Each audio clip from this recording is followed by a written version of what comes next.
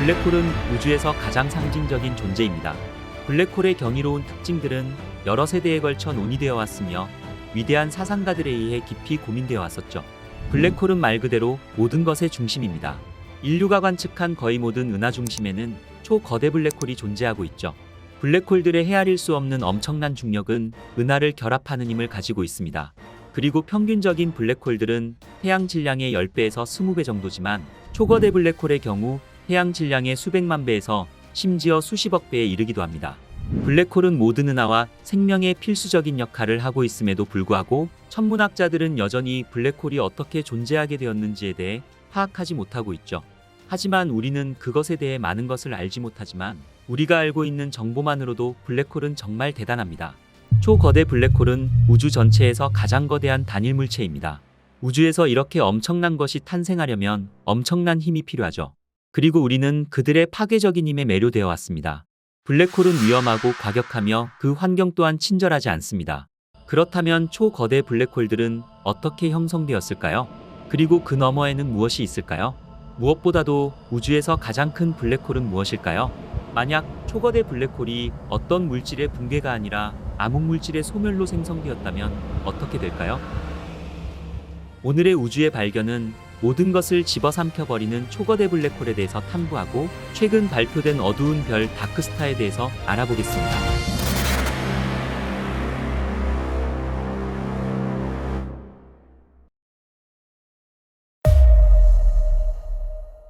블랙홀은 작은 공간에 충분한 물질이 모일 때 생성됩니다. 이는 거대한 별이 죽고 스스로 붕괴될 때 발생하죠. 슈퍼노바가 폭발한 후 블랙홀은 중력의 궁극적인 결과입니다. 블랙홀은 너무 많은 질량이 너무 작은 공간에 압축되어 있어 탈출 속도가 빛의 속도를 초과합니다. 블랙홀은 들어가면 아무것도 빠져나올 수 없는 일방통행 도로와 같죠. 하지만 우리가 알고 있는 블랙홀이 정말 나쁜 것만 있을까요? 어떤 면에서는 우리가 블랙홀을 실제보다도 더 악당으로 설정하는 것 같습니다. 과학소설과 SF 영화에서 훨씬 더 위협적으로 묘사되고 있죠. 하지만 사실 그들은 그렇게 무서운 존재만은 아닙니다. 우주에서 알려진 은하의 수는 수조 개에 달하며 대부분의 은하 중심에는 초거대 블랙홀을 가지고 있죠. 이러한 괴물들은 태양 질량보다 수백만 배 무거우며 그들의 엄청난 중력은 별들을 날려보내며 주변 별들을 조율하는 중요한 역할을 하고 있는 것입니다. 초거대 블랙홀은 치명적인 방사선과 격렬한 바람을 쏟아내며 가까이 다가오는 모든 것을 삼켜버립니다. 하지만 최근 과학자들은 이러한 우주거인들이 창조적인 면도 있을 수 있다는 것을 깨닫게 되었죠. 대부분의 사람들은 블랙홀이 모든 것을 빨아들이는 거대한 진공 청소기와 같다고 생각할 수 있지만 사실은 그렇지 않습니다. 블랙홀은 별의 죽음을 뜻하지만 여러 가지 방식으로는 별의 형성에도 영향을 미칠 수 있다는 것이죠. 은하의 임무는 별을 만드는 것이지만 통제되지 않은 별들의 성장은 건강하지 않습니다. 너무 많은 별은 은하의 가스 공급을 고갈시킬 수 있으며 여기서 블랙홀이 매우 중요한 역할을 한다는 것이죠.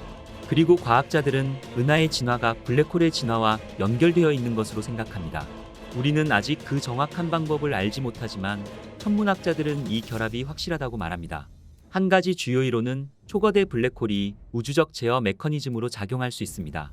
우주에서 블랙홀은 집안의 온도 조절기와 같은 역할을 하며 만약 집안이 너무 더워지면 온도 조절기가 에어컨을 작동시키고 너무 추워지면 난방기를 켜는 것과 같이 블랙홀 또한 은하에서 같은 역할을 한다는 것이죠. 초거대 블랙홀은 별 형성을 조절하고 있으며 블랙홀은 가스를 끌어들이고 다시 은하로 쏘아내는 방식으로 작동합니다. 이러한 현상은 블랙홀이 물질을 소비할 때 물질을 자신으로 끌어들이고 있지만 동시에 내보낸다는 것이죠. 블랙홀은 아기들처럼 아주 엉망으로 먹습니다. 많은 양을 섭취하지만 다시 많은 양이 날아가 버립니다. 별과 행성들이 그중 하나지만 대부분은 가스 구름에 합류하게 됩니다. 블랙홀은 가스와 먼지를 주변 원반으로 끌어당겨 점점 더 빠르게 회전해 자기 에너지를 축적하게 됩니다. 그리고 블랙홀 주위의 축적 원반이 소용돌이치는 동안 자기장이 발생하게 되는 것이죠. 물질들은 매우 빠르게 움직이며 자기장이 엉키면서 소용돌이 형태를 이루게 됩니다. 천문학자들은 이것을 제트라고 부르고 있죠. 이 같은 제트는 마치 화물 기차처럼 은하를 가로질러 수백억 년에 걸쳐 퍼져나가게 됩니다. 그리고 이것은 죽음의 광선과도 같아서 별이 형성되는 것을 방해하며 은하의 주요 부분에 과도한 별의 탄생을 제어하게 되는 것이죠. 그리고 블랙홀의 이러한 현상은 아이러니하게도 은하의 가장 바깥 영역에서 별의 탄생에 도움을 주고 있습니다. 이것은 블랙홀에 의해 그곳으로 이동한 물질 덕분에 은하의 바깥 영역에서도 별의 탄생뿐만 아니라 생명체가 형성될 수 있게 되는 것이죠. 블랙홀은 자신이 거주하는 지역에 큰 영향을 미치며 별의 형성을 제어할 수도 있지만 아주 큰 규모에서는 별의 탄생을 촉진할 수 있다는 것입니다.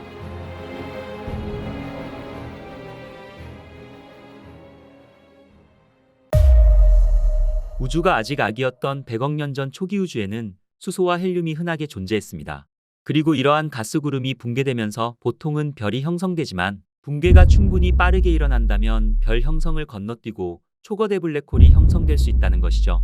그리고 좀 더 이색적인 것은 원시 블랙홀의 개념입니다. 이것은 빅뱅 이후 불과 몇 초 만에 초기 우주에서 뜨거운 밀도 변화로 인해 직접 형성되었다는 것입니다.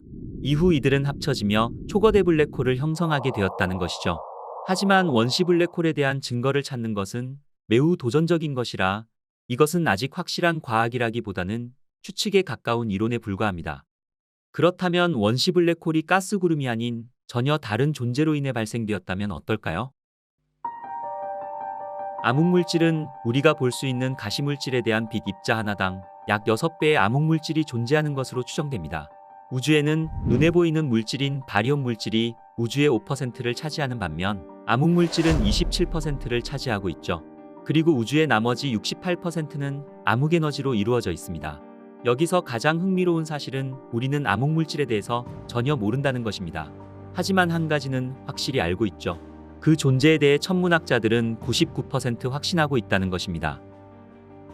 우리가 아는 모든 별들과 우리가 살고 있는 태양계의 태양 또한 핵융합을 통해 스스로를 유지합니다. 별의 중심에서는 수소 원자가 높은 속도로 충돌해 헬륨을 생성하며 에너지를 방출하죠. 그리고 이 에너지들은 우리가 살고 있는 행성을 밝히며 우리 지구를 따뜻한 환경으로 만듭니다. 그리고 최근 발표된 이론에 따르면 이 같은 과정이 암흑별에서도 반영될 수 있다는 것입니다. 만약 수소 원자가 충돌하는 대신 암흑에너지나 암흑물질로 구성된 큰 구체가 서로 접촉하여 파괴된다는 것이죠. 이론에 따르면 초기 우주는 이러한 보이지 않는 별들로 가득 차 있었습니다.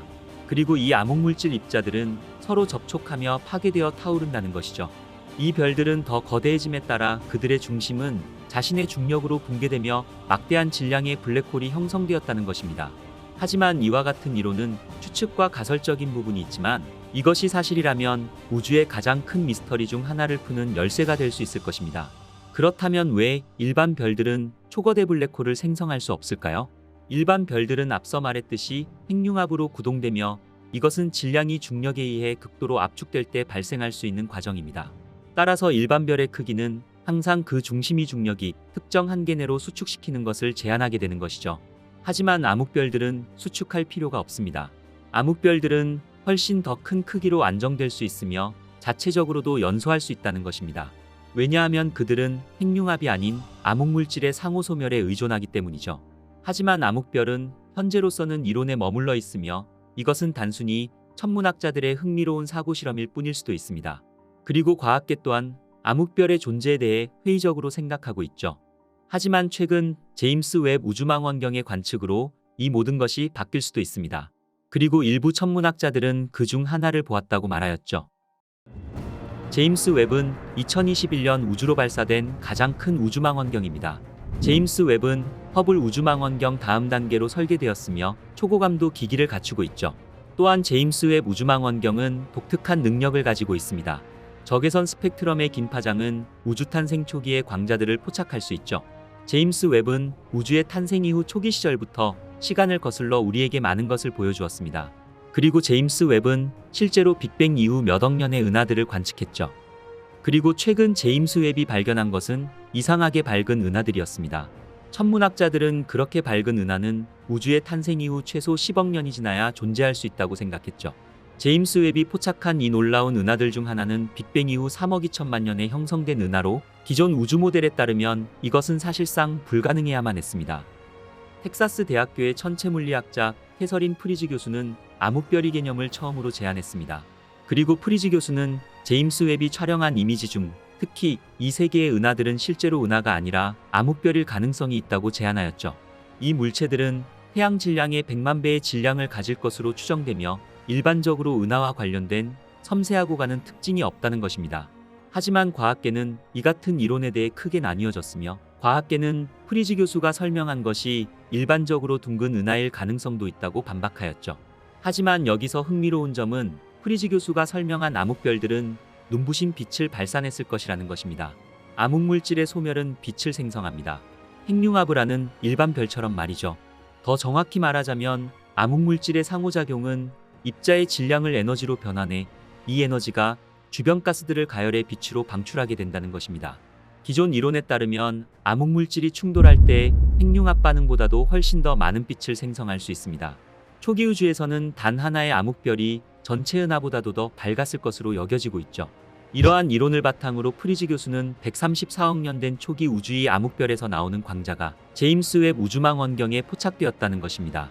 하지만 이 암흑별들이 태어나기 위해서는 특정 지역의 암흑물질의 밀도가 매우 높아야 합니다. 우주는 시간이 지남에 따라 균질해졌기 때문에 암흑별들은 아마도 우주의 천 몇백만 년 동안 암흑물질의 농축된 덩어리가 곳곳에 존재하던 시기에 태어났을 것입니다.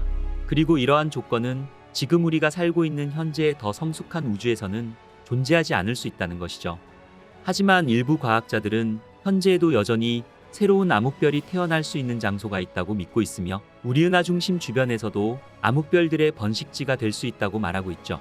그리고 그곳을 SAR 클러스터라고 부르며 우리 은하 중심의 초거대 블랙홀 주위에 매우 가까운 곳이라고 말하고 있는 것입니다.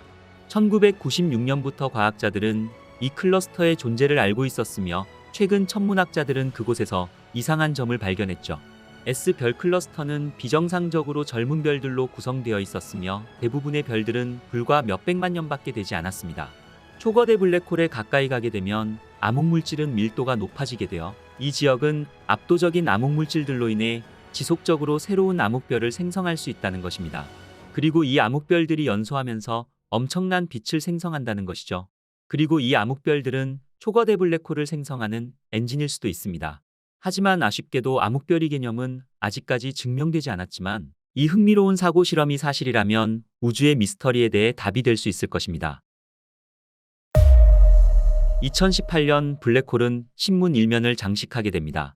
과학자들은 은하 중심에 있는 블랙홀이 가스를 너무 빠르게 삼켜 은하보다도 더 빨리 성장하는 것처럼 보인다는 사실을 발견하게 됩니다. 그리고 이것은 또 다른 질문으로 이어졌죠. 블랙홀은 얼마나 커질 수 있을까라는 질문으로 말입니다. 그리고 이제 우리는 그 질문의 답을 가지고 있습니다. 초거대 블랙홀은 매우 흥미롭습니다. 이렇게 큰 블랙홀이 존재할 수 있다는 사실이 놀랍기 때문이죠. 관측 가능한 우주에서의 초거대 블랙홀은 매우 드물지만, 일반적으로 초거대 블랙홀은 태양 질량의 100억 배 이상의 질량을 가지고 있습니다. 이것은 진정한 괴물입니다. 우리 은하 중심에 있는 블랙홀은 400만 태양 질량을 가지고 있는 반면, 초거대 블랙홀은 그보다도 2500배 더 큰 블랙홀을 말하는 것입니다. 이렇게 큰 초거대 블랙홀은 우리가 살고 있는 태양계만큼 넓으며 은하수의 모든 별의 질량만큼 무겁습니다. 이들은 그리 크지 않은 은하 안에 존재하고 있었으며, 이 사실은 모든 천문학자들을 놀라게 하였죠. 2018년 과학자들은 200억 태양 질량의 초거대 블랙홀이 다른 블랙홀보다도 더 빠르게 성장하고 있다는 사실을 발견하게 됩니다.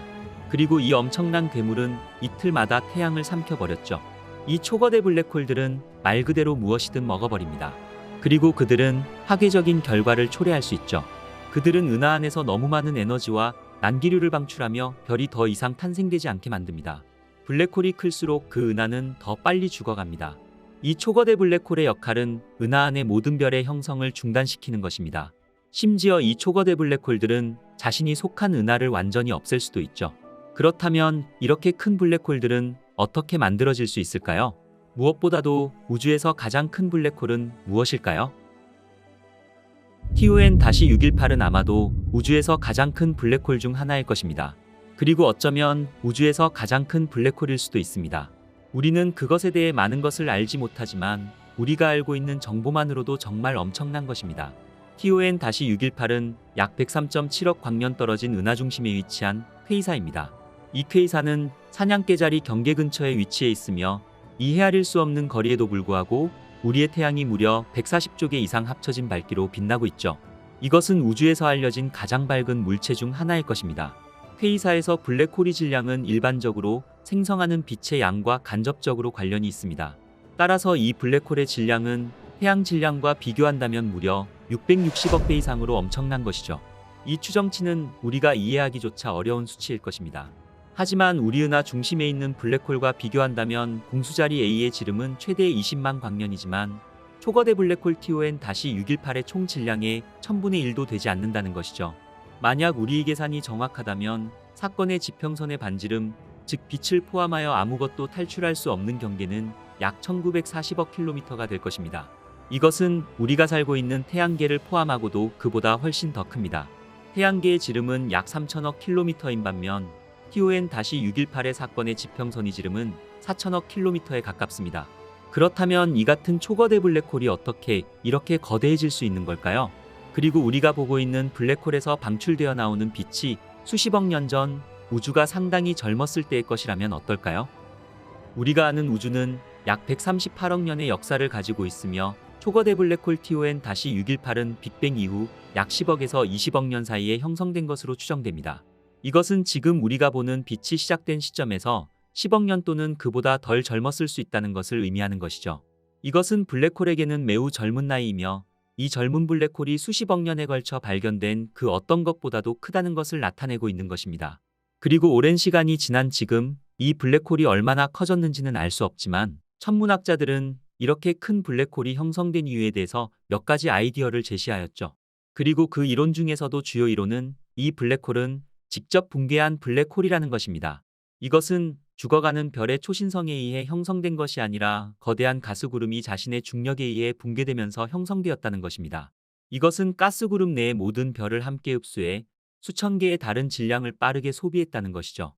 이 과정에서 상상할 수 없을 만큼 큰 초거대 블랙홀이 탄생되었다는 것입니다. 이것은 대부분의 은하 중심에서 블랙홀이 형성되는 방식과 같은 방식입니다.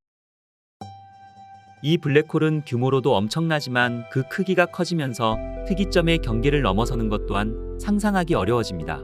우리는 초거대 블랙홀인 TON-618의 크기와 질량에 대해 하루 종일 추측할 수 있지만 잊지 말아야 할 것은 이것이 105억 년 전의 크기라는 사실입니다. 그리고 이것은 이 블랙홀이 가장 큰 블랙홀인지 아닌지가 중요하지 않게 되는 것입니다. 하지만 어쩌면 이 블랙홀은 한계에 도달했을 수도 있습니다. 그리고 이 블랙홀은 더 이상 물질을 소비하지 못하고 붕괴하기 시작했을 수도 있죠. 이런 질문들은 아마도 항상 질문으로 남을 것이라는 생각은 어쩌면 우리를 우울하게 할 수도 있습니다. 하지만 미래의 어떤 발견이 우리를 기다리고 있을지 아무도 모를 일이죠.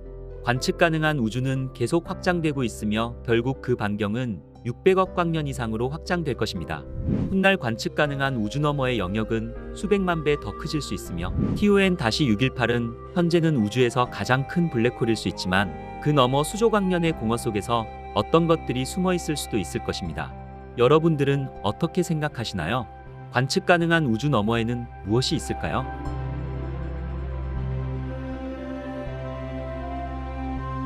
오늘의 우주의 발견은 여기까지입니다. 저는 또 더욱 재미있는 우주 이야기를 가지고 다시 찾아뵙겠습니다. 구독과 좋아요 한 번씩만 눌러주시고요. 여러분이 올려주시는 댓글은 저에게는 큰 힘이 됩니다. 끝까지 시청해주셔서 감사합니다.